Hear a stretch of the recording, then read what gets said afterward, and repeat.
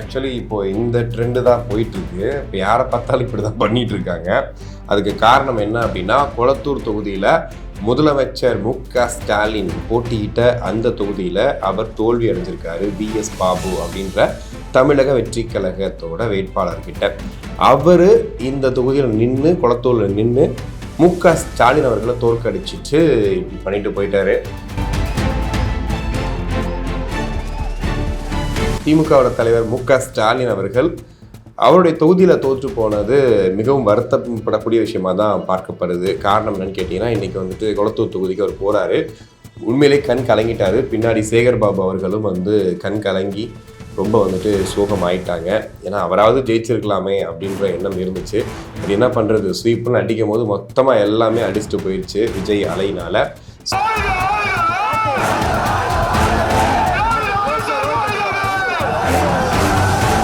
C Joseph Vijay எனும் நான் அப்படிங்கிற அந்த ஒரு வார்த்தை எனக்கு தெரிஞ்சு 1.5 கோடிக்கும் மேலே மக்கள் இதை முடிவு பண்ணியிருக்காங்கன்னும் போது உண்மையிலே இது பெரிய விஷயம். அதுவும் 35% வாக்குகள்.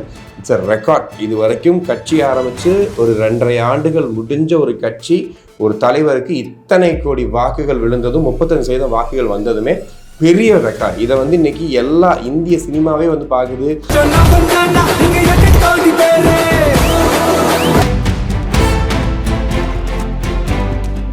உலகெங்கும் வாழும் தமிழ் நெஞ்சங்களுக்கு கிறிஸ்டியின் அன்பு வணக்கம். ஆக்சுவலி இப்போ இந்த ட்ரெண்டு தான் போயிட்டுருக்கு. இப்போ யாரை பார்த்தாலும் இப்படி தான் பண்ணிட்டு இருக்காங்க. அதுக்கு காரணம் என்ன அப்படின்னா, கொளத்தூர் தொகுதியில் முதலமைச்சர் மு.க. ஸ்டாலின் போட்டியிட்ட அந்த தொகுதியில் அவர் தோல்வி அடைஞ்சிருக்காரு. பிஎஸ் பாபு அப்படின்ற தமிழக வெற்றி கழகத்தோட வேட்பாளர்கிட்ட. ஆனால் அவர் யாருன்னு என்ன, கடந்த 2006ஆம் ஆண்டு திமுக சார்பில் போட்டியிட்டு எம்எல்ஏ ஆன ஒருத்தர் தான் அந்த விஎஸ் பாபு அவர்கள். அவர் இந்த தொகுதியில் நின்று கொளத்தூரில் நின்று மு.க. ஸ்டாலின் அவர்களை தோற்கடிச்சிட்டு இப்படி பண்ணிட்டு போயிட்டாரு. ஸோ இது ஒரு வைரல் சிம்பிளாக மாறிட்டு இருக்கு. ஒரு பக்கம் திமுகவை புதைத்து விட்டார் டிவிகே விஜய் அவர்கள். திமுகவுடைய அட்டி ஞானத்தையே கலங்கடிச்சிட்டாரு அப்படின்ற மாதிரி பேசிகிட்டு இருந்தாலும், திமுகவோட தலைவர் மு.க. ஸ்டாலின் அவர்கள் அவருடைய தொகுதியில் தோற்று போனது மிகவும் வருத்தப்படக்கூடிய விஷயமா தான் பார்க்கப்படுது. காரணம் என்னன்னு கேட்டிங்கன்னா, இன்றைக்கி கொளத்தூர் தொகுதிக்கு அவர் போகிறாரு.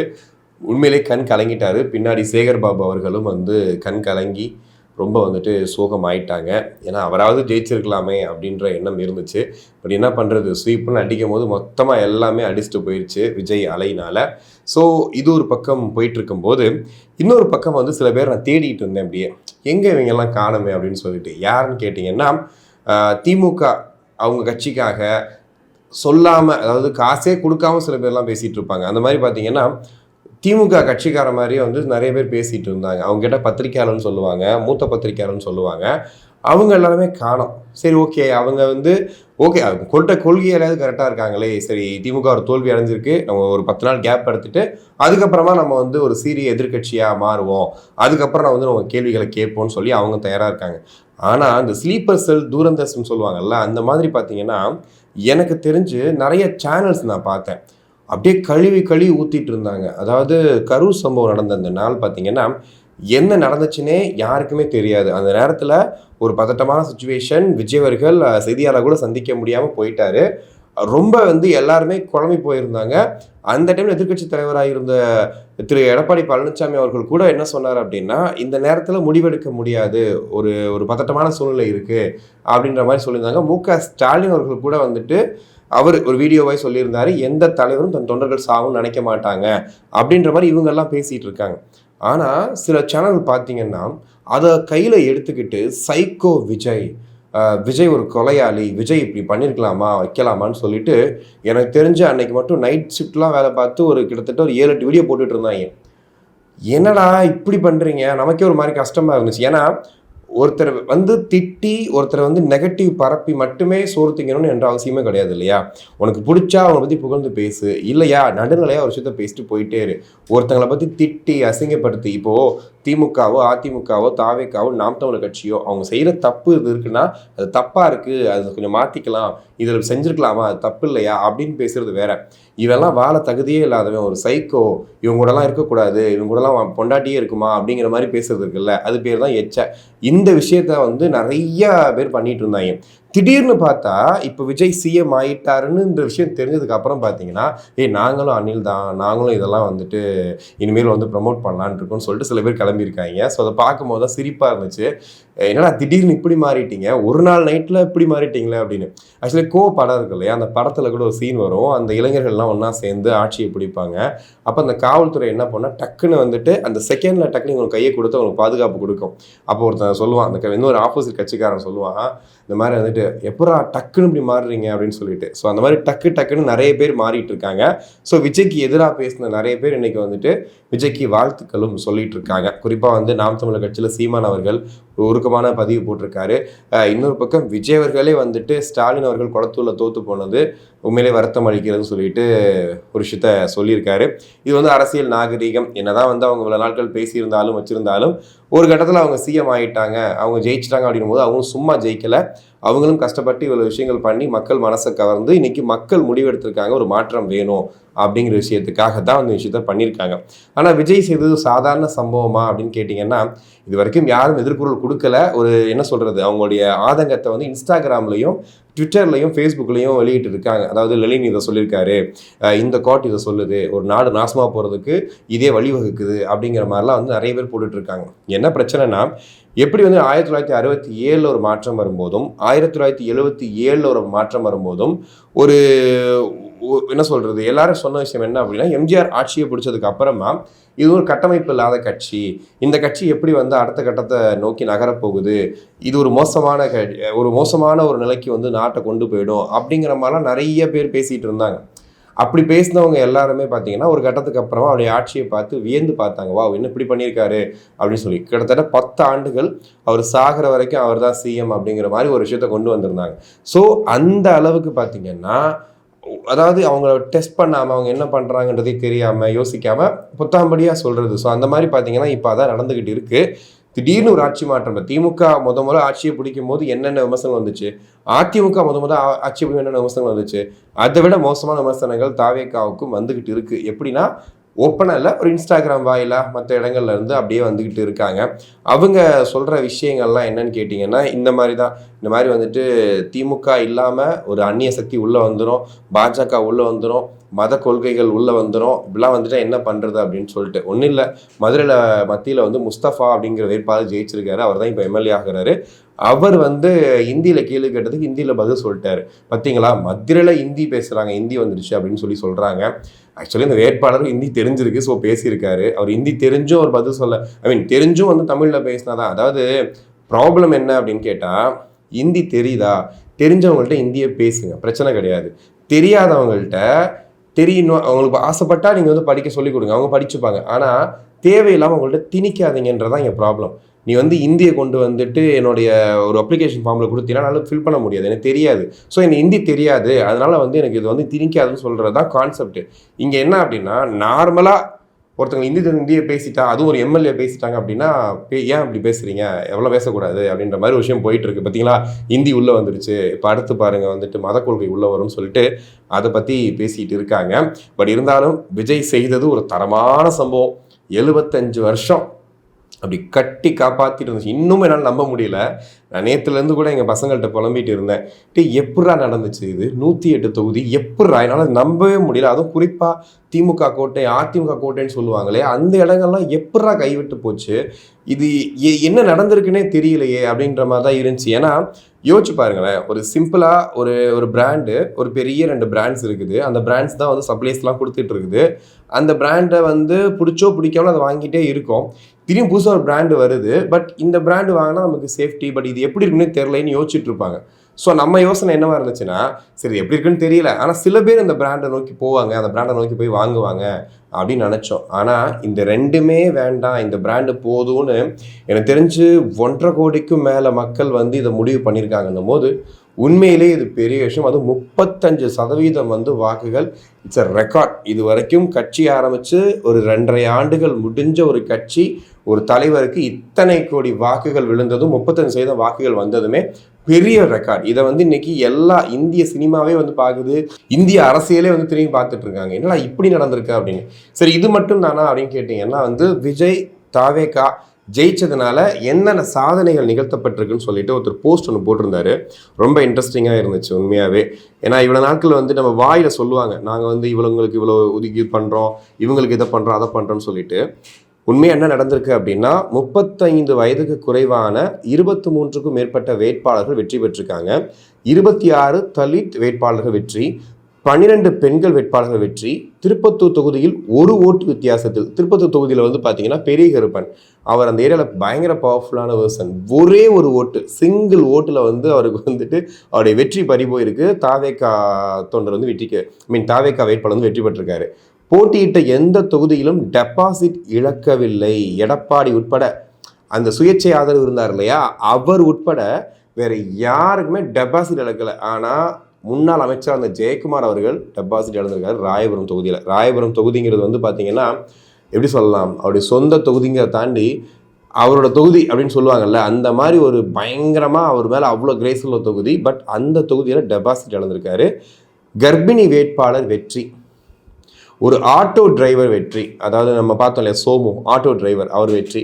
ஒரு டிரைவரின் மகன் வெற்றி, ஒரு டிரைவரோட மகன், நம்ம சபரிநாதன் விருகம்பாக்கம் இருக்கு இல்லையா, அந்த டிரைவரோட மகன். இவரை தான் பிரகாஷ்ராஜ் சொல்லியிருந்தாரு, நீ வந்து டிரைவர் பையன் வந்து நீ துண்டு போட்டால் எம்எல்ஏ ஆகிடுவியா, நீலாம் எப்படி எம்எல்ஏ இஷ்டத்துக்கு வந்து நீ ஆள் நிப்பாட்டியான்னு கேட்டார். ஆனால் விஜய் அவர்கள் அவருடைய வாகனத்தில் மேலே ஏற்றி பையை பிடிச்சி இப்படி உயர்த்தி காட்டிகிட்டு இருந்தார் சபரிநாதனை. ஏன்னா வந்து அவரை படிக்க வச்சதே அவர் தான், விஜய் தான் அப்படின்ற மாதிரிலாம் சபரிநாதன் பின்னாடி சொல்லியிருந்தார். அப்படி அந்த பாட்டில் வரும் இல்லையா, தொண்டர்களை தலைவராக்கி பார்க்கக்கூடிய ஒரு தலைவர் அப்படின்னு சொல்லிட்டு. ஸோ அந்த இது வந்து நிறுவனம் ஆயிருக்கு. ஒரு டிரைவரோட பையன் இப்போ வந்துட்டு ஒரு எம்எல்ஏ, ஒரு மாற்றுத்திறனாளி வேட்பாளர் வெற்றி. ஸோ இந்த விஷயத்தை தான் வந்துட்டு இப்போது தாவேக்கா ஜெயிச்சதுலேருந்து நம்ம கற்றுக்கக்கூடிய பாடங்கள். ஸோ இவ்வளோ நாட்கள் கட்சிகளை சொல்லுவாங்க, இவங்களுக்கு வாய்ப்பு தரோம் அவங்களுக்கு வாய்ப்பு தரோம்னு சொல்லி. வாய்ப்பு கொடுக்கறது மட்டும் இல்லை, அதை வெற்றியாகவும் வந்து காமிச்சிருக்கிறாங்க. ஏன்னா இது வந்து ஒரு சாதாரண விஷயம் இல்லைங்க. நம்ம பேசும்போது சும்மா சொல்லலாம், என்னப்பா ஏதோ நடந்திருக்காங்க. உண்மையிலேயே இப்போ வரைக்கும் எனக்கு வந்து பயங்கரமாக ஒரு மாதிரி ஆச்சரியமாக இருக்குது, எப்படி ஜெயிச்சாங்க, எப்படி இது நடந்துச்சு. ஏன்னா இவ்வளோ கட்டமைப்போடு உள்ள கட்சிகள் இருக்கும்போது அப்படியே மொத்தமாக எல்லாத்தையும் தொடச்சி எறிஞ்சிருக்கிறாரு அப்படின்னு. கிட்டத்தட்ட யோசிச்சு பாருங்களேன், திமுக கிட்ட 24 கட்சிகள் இருக்குது, இவர்கிட்ட 14 கட்சிகள் இருக்குது. இந்த ரெண்டும் சேர்த்திங்கன்னா கிட்டத்தட்ட 38 கட்சிகளுக்கு மேலே, இதை தாண்டி சுயேட்சையெல்லாம் சேர்த்து சொல்கிறேன், 38 கட்சிகளுக்கு மேலே ஏற்றி நிற்கிறாங்க. சிங்கிள் கட்சி, ஒரே ஒரு ஆள், அவருடைய முகம், அந்த விசில் சின்னம், இத்தனை வேட்பாளர்களை வந்து வெற்றி பெற செஞ்சுருக்கு. அதுவும் சும்மா கிடையாது, லட்சக்கணக்கில் வாக்குகள் டிஃப்ரென்ஸில். அந்த ஓரிரு தொகுதிகளில் தான் 1000 2000 நான் சொன்ன மாதிரி இந்த ஒரு வாக்குகள்லாம் இருக்கு இல்லையா, இந்த விஷயங்கள்லாம் நடந்திருக்குது. ஆனால் இதை தாண்டி எல்லா இடங்கள்லையுமே வந்துட்டு ஸ்வீப் அடிச்சிருக்கிறாங்க. இதெல்லாம் வரலாற்று சாதனை அப்படி தான் சொல்ல முடியும். இதையெல்லாம் தாண்டி அந்த முக்கியமான ஒரு நாள் என்ன அப்படின்னா, சி ஜோசப் விஜய் எனும் நான் அப்படிங்கிற அந்த ஒரு வார்த்தை. இந்த வார்த்தையை விஜய் அவர்கள் உச்சரிக்கும் போது எப்படி இருக்கும் அப்படிங்கிறது தான். ஏன்னா யோசிச்சு பாருங்களேன், இவர் வந்து ஒரு தொகுதி கூட ஜெயிக்க மாட்டார், இவர் நிற்கிற தொகுதியிலே ஜெயிக்க மாட்டார், இவர் எப்படி வந்து பெரிய சிஎம் ஆகிற முடியும் சொன்னது மாதிரி அவர் வாயில சி ஜோசப் விஜய் எனும் நான் தமிழ்நாட்டின் முதலமைச்சராக பதவியேற்று அப்படின்ற அந்த வார்த்தையை உச்சரிக்கிற அந்த நாள் இருக்கு இல்லையா, அது வந்து நாளை மறுநாள். இப்போ நம்ம வீடியோ பேசிகிட்டு இருக்கிறதுக்கு 5th மேனா 7th மே வந்து அவர் பதவி ஏற்க போகிறாரு. அதுக்காக ஆளுநர்கிட்ட கடிதம்லாம் கொடுத்தாச்சு. ஸோ பதவி ஏற்க போகிறாரு. சரி, எங்கே பதவி ஏற்க போகிறாரு அப்படின்னு கேட்டிங்கன்னா, இப்போ வந்து எம்ஜிஆர் அவர்கள் ஒரு ஸ்டைல் வச்சுருந்தார். என்னென்னா, அவர் பதவி ஏற்கும்போது நம்ம அண்ணா சாலை இருக்கு இல்லையா, ஸோ அந்த இடத்துல நின்று தான் வந்துட்டு தன்னுடைய மக்கள் முன்னாடி நான் சிஎம்மாக பதவி ஏற்கிறேன் அப்படின்ற உறுதிமொழியை படித்து பதவி ஏற்றுக்கிட்டார்.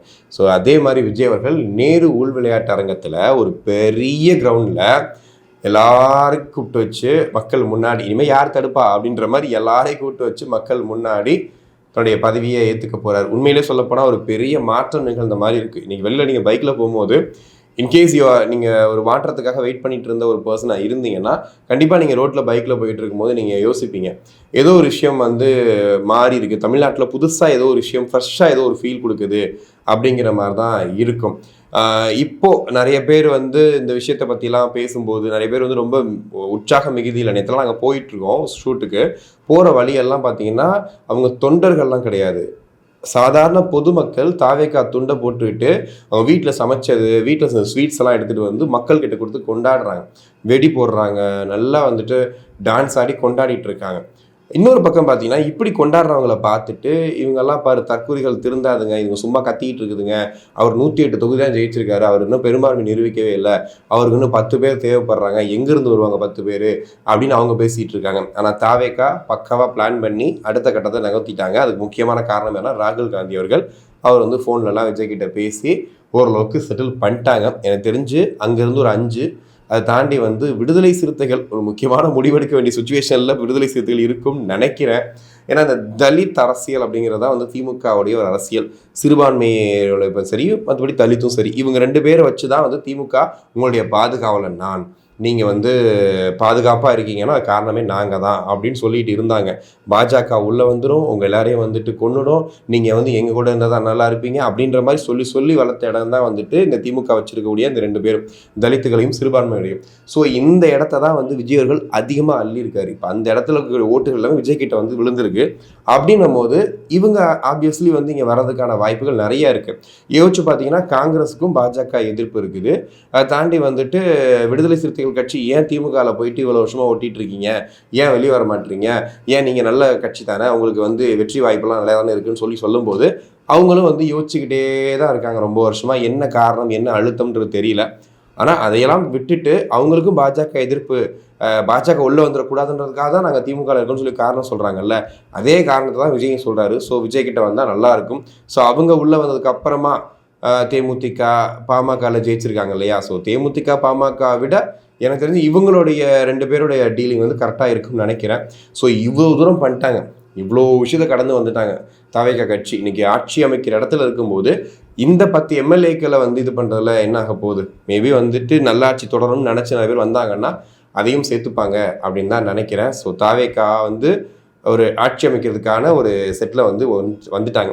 பட் இந்த நேரத்தில் வந்துட்டு நம்ம யூடியூப்பில் பார்த்துருவோம், பாரிசாலன் அவர்கள் வந்துட்டு ஒரு கோரிக்கை ஒன்று வச்சுருந்தார் அவருடைய வீடியோலேயே. மே 18 ரொம்ப முக்கியமான நாள், நம்மளுடைய தொப்புள் கொடி உறவுகளான இலங்கை தமிழர்கள் அவங்க நினைவு கூறுற ஒரு நாள். ஸோ அந்த நாள் வந்து எப்படி விஜய் அவர்கள் பிரச்சாரம் மேற்கொள்ளும் போதோ, விஜய் அவர்கள் ஒரு சொல்கிற ஒரு வார்த்தை இன்னைக்கு உலகம் ஃபுல்லாக பிரதிபலிச்சிருக்கோ, இந்த மாதிரி விஷயங்கள் வந்து விஜய்க்கு மட்டும் நடக்குது. ஏன்னா இன்னைக்கு விஜய் ஜெயிச்சிருக்காருன்னா அது முக்கியமான காரணம் அவருடைய தொண்டர்கள், அவர் ஃபாலோ பண்ண எல்லா தொண்டர்களை தாண்டி மக்கள். எல்லாம் சொல்லுவாங்க தொண்டர்கள் வந்து கட்சியை அடுத்த கட்டத்துக்கு கொண்டு போவாங்கன்னு சொல்லி. ஆனால் இந்த வாட்டி என்ன நடந்திருக்கு அப்படின்னா தொண்டர்களை தாண்டி மக்கள் அந்த ஒரு விசில்ன்ற சின்னத்தையும் விஜயையும் கொண்டு போய் சேர்த்துருக்காங்க.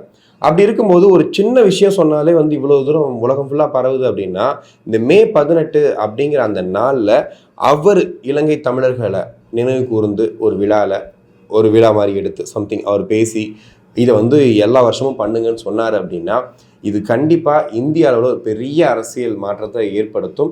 அதற்கான அத்தனை வாய்ப்புகளும் இருக்குது. ஏன்னா இந்த மாதிரி விஷயங்கள் தான் புதுமை, இதுதான் புதிய விஷயம். இதை பற்றி திமுகவோ அதிமுகவோ பண்ண முடியாது, குறிப்பாக திமுக இதை பண்ண முடியாது. நிறைய கேள்விகள் வரும். அப்படி நிறைய விஷயங்கள் இருக்குது. இப்போ நம்ம தமிழ்நாட்டில் பார்த்தீங்கன்னா இந்த மாதிரி ரொம்ப மைனூட்டாக ரொம்ப வந்து என்ன சொல்கிறது சென்சிட்டிவான விஷயங்கள் ஏகப்பட்ட விஷயங்கள் இருக்குது. இதை வந்து அவங்க கையில் எடுத்தாங்கன்னா அரசியல் பேசுவாங்க.